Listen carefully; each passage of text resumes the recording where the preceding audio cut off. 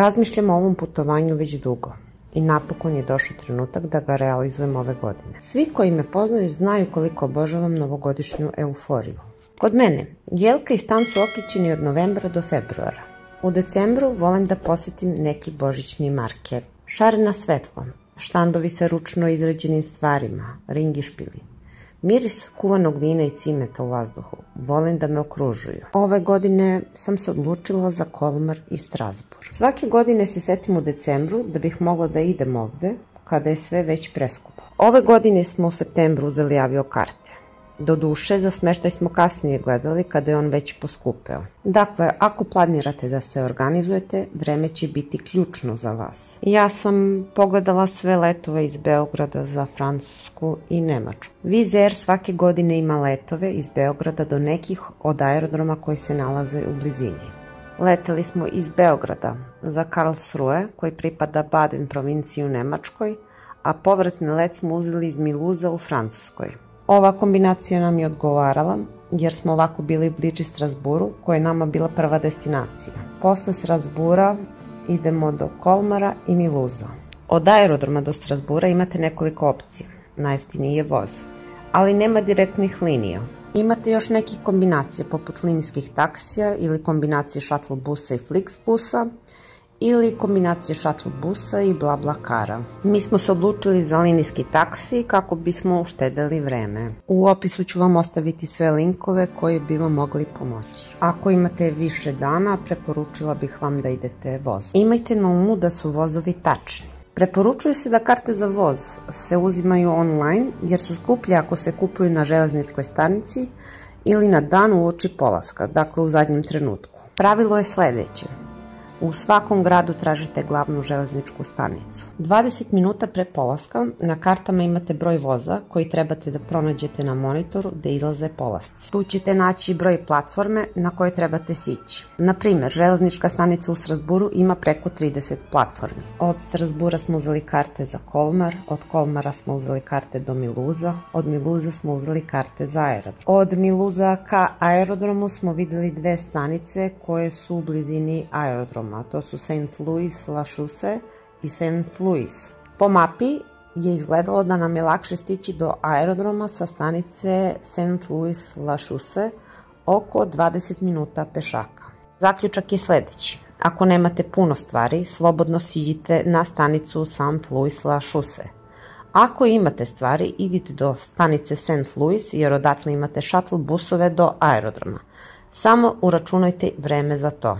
Ovde završavamo sa organizacionim stvarima i prelazimo na one lepše.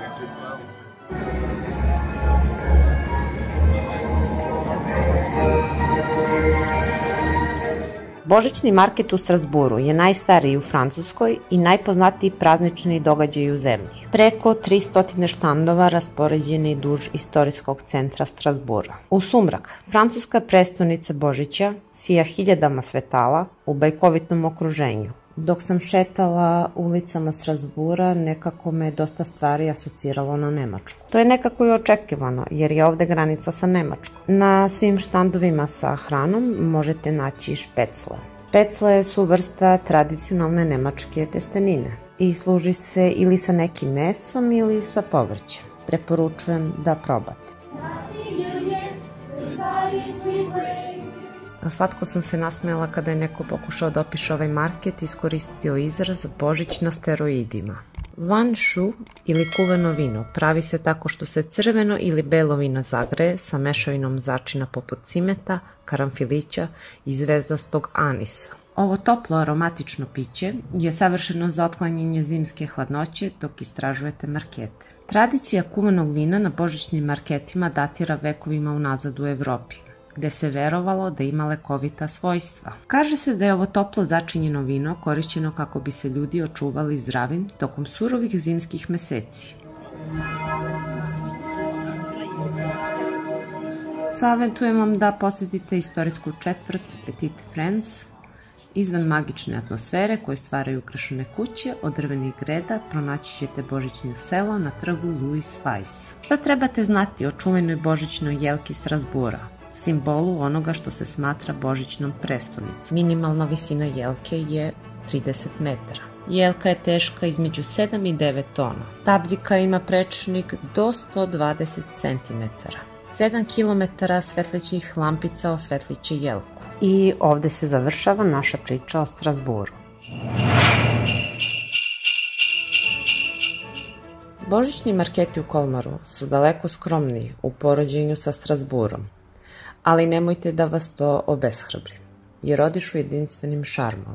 Zaista, dan je sasvim dovoljan da ga istražite. Ako imate mogućnost, preporučuje se poseta od ponedeljka do četvrtka. Naleteli smo na veliku gužvu tokom vikenda. Na ulicama je toliko ljudi da se kretanje odvija sporije, a gužva može biti pomalo iritantna. Ispred svih restorana u starom delu grada, ljudi su strpljivo čekali napolju nadajući se slobodnom stolu. I dolazimo do starog dela grada u Kolmaru. Najlepša mesta za fotografisanje su šarene kuće. Mala Venecija je najšarmantniji deo i ukrasi su postavljeni tokom praznične sezone. Kanalsko područje je prelepo. Nastavite preko mosta i niz ulice i pronaći ćete žute, plave i ružičaste kuće. Krenuli smo ka parku Champ de Mars, nakon obilaska starog dela grada. Ime tog parka znači Poljana Marsa, a sama po sebi odiše nekom posebnom energijom. Ono što me zaista očaralo jeste šarmantni bar u obliku ringišpila. Bukvalno se penjete na ringišpil koji se okreće, a u sredini se nalazi šank. Tamo smo se opustili uz kuvano vino. I moram priznati da je vino dobilo posebnu draž u tom ambijentu. Jedan savet u vezi smeštaja. Cene smeštaja tokom adventa su visoke u Kolmaru. Ako pronađete smeštaj u Miluzu blizu glavne železničke stanice, lako ćete obići Kolmar. Naime, železnička stanica u Kolmaru je blizu centra, a vozovi između Miluza i Kolmara voze svakih 30 minuta. A karta košta oko 3,5 evra u jednom pravcu. Raspored vožnje treba proveriti pre rezervisanja smeštaja. Božićni marketi su idealno mesto da probate lokalne specijalitete. Od kuvanog vina do tradicionalnih jela poput kiselog kupusa sa kobasicama. Probat ću ime da izgovorim. Šuhut garni. Kao i tanku picu prelivanu pavlakom, lukom i slaninom. Probat ću ime da izgovorim ovom jelu. Tarte flambe. A tu su i razni ukusi Alzasa koje možete istražiti. Frederik Bartholdi je kreator kipa slobode u Njujorku, a rođen je u Kolmaru. U njegovu čast postoji muzej posvećen njegovom životu i delu. Replika statue slobode ponosno stoji na kružnom toku u Kolmaru. U Kolmaru, kao i nekim drugim gradovima koji pripadaju regiji Alzas, možete primetiti srca izrezana na roletnama ili prozorima. Ova srca su tradicionalni simbol i deo lokalne kulture. Postoji nekoliko teorija o njihovom značenju. Jedna od legendi kaže da su srca bila simbol zaštite od zlih duhova ili čarolija. Druga teorija sugeriše da su srca povezana sa vinogradarstvom i zahvalnošću prema suncu. Ova simbolika može biti povezana sa dobrom berbom grožđa. Takođe se smatra da su srca jednostavno romantičan ukras koji dodaje šarm tradicionalnoj arhitekturi, bez posebnog dubljeg značenja.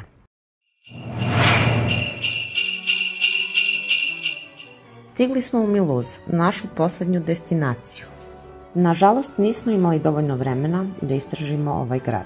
Primetila sam da je božićni market ovde dosta skromniji u poređenju sa drugim gradovima. Grad je manjih razmera, pa se čini da bi se sve važne lokacije mogle obići za samo jedan dan. Mulhouse je posebno poznat po svojoj automobilskoj industriji i dom je fabrike Citroen, kao i Nacionalnog muzeja automobila koji nosi ime grada automobila. Ulaznica za ovaj muzej košta 18 evra. Prvo sam pomislila da je prilično skupo, ali kada sam videla izloženu kolekciju, shvatila sam da vredi svakog centa. Kolekcija automobila iz svih istorijskih perioda je zaista impresivna. Nacionalni muzej automobila čuva najvažniju kolekciju automobila na svetu sa više od 500 vozila. Ova ogromna zbirka rezultat je truda braće Schlumpf, koji su sakupili mnogo Bugatti i klasičnih automobila. Cilj kolekcije je da vam prikaže evoluciju ove industrije. Njihova kolekcija sadrži automobile različitih proizvođača koji su značajno promenili način našeg života. Aplikacija SAM omogućava dodatno osvetljavanje informacija o automobilima, pored informacija koje već postoje. Ostavit ću vam link do aplikacije u opisu. Ono što ovaj muzej čini posebnim su priče iza svakog automobila. Svaki automobil nosi u sebi svoju priču. Bilo da je to neka legendarna trkačka pobeda, revolucionarni dizajn ili čak povezanost sa nekom ikoničnom ličnošću. Ovde se ne radi samo o mašinama, već o živopisnim pričama koje su obeležile automobilsku industriju. Kada zakoračite unutar ovog muzeja, ne samo da doživljavate evoluciju automobilskog sveta, već i osjećate puls vremena i inovacija koje su uticale na naš svakodnevni život. Na završetku posete muzeju čeka vas prodavnica suvenira, mesto gde se nalaze izuzetne i autentične replike automobila. Makete ovih čudesnih vozila dostupne su u raznim dimenzijama. Prilagođena je svakom ljubitelju sa cenama koje variraju od 10 do 100 evra. Izaberite svoj mali komad istorije automobilske elegancije kao savršenu uspomenu na ovaj nezaboravni doživljaj. Postala sam vlasnica replike Renaulta 4 i izdvojila sam 10 evra za ovaj dragoceni komad. Zaista bih vam preporučila da posetite ovaj muzej. Ako budete imali vremena, možete posetiti i druge obližnje markete u Alzasu, Egisheim i Rikevir. Ovde diplomirani avanturisti završavaju ovu priču. Ostanite sa nama do sledeće.